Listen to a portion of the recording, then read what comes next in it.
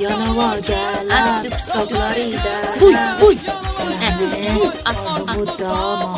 تو یه واگل جفتک شلنگ تخته سانده ییلر سانده ییلر جیهاب جون حالا میریم ریتم تون گود بایت قیر وای وای وای وای وای وای وای وای وای ماشالله این وسط فراموش نکنید من گود بایت I هنسامم wanna be a rap star I wanna be the top I wanna be the king I wanna be me yeah آی جانگو خان منم زورم زیاده ها نه غلط کردم میکشمت شوخی کردم شوخی بود بابا وای نام شوخی میکشمت الانه من یه گلم تو منگولی با هم میشیم گل منگولی یا بیمزه کوک جان کوک یکم فنکشی کنیم چطوری؟ من تکیه میدم به تو بغلم کن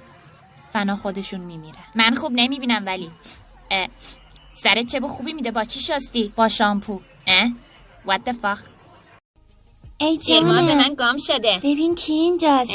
یونگی خودم دست به من نزن بچه ها شما شیرماز منم اینجا چه خبره what the fuck زیر گاو خاموش کردم جیها بیا ببین اینجا چه خبره جیمین این کار یونی کجا رو نگاه میکنی این رو نگاه زده کن نمیشه برگو رفت جین تو کجایی؟ ببینم جیمین داشتی مخ یونگی رو میزدی آره داشت همین کارو زده میکرد نمیشه چی میگی برای خودت کوک اینجا رو نگاه کن نمیخوام میخوام ازت عکس بگیرم کوچولو خودت اینجا رو نگاه کوچولویی آفرین کوچولو اینجا رو نگاه کن پسر خوب جونم. اینجا رو نگاه کن دوربینا what the fuck من کوچولو نیستم شما نمیخواین چیزی بگین اینجا رو نگاه کن آفرین برداشت اول حرکت چی اینجاست ببینم این هویجه نه پس موزه هویجه دیگه این همه داری؟ آره زیاد دارم چون عاشقشم منم عاشقتم ولی چطوری جات بدم تو کیفم به زور فکر خوبیه کات برداشت دوم حرکت قصه نخور از اینا بخور این چیه دیگه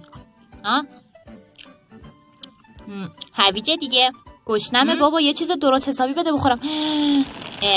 آخه این همه هویج چیه مگه تو خرگوشی مگه نیستم چرا هستی کات برداشت سوم حرکت دیجی سیما بگ عشقم عشقت این هویج عشقته خب راستشین ببینم یعنی تو هویجو بیشتر از من دوست داری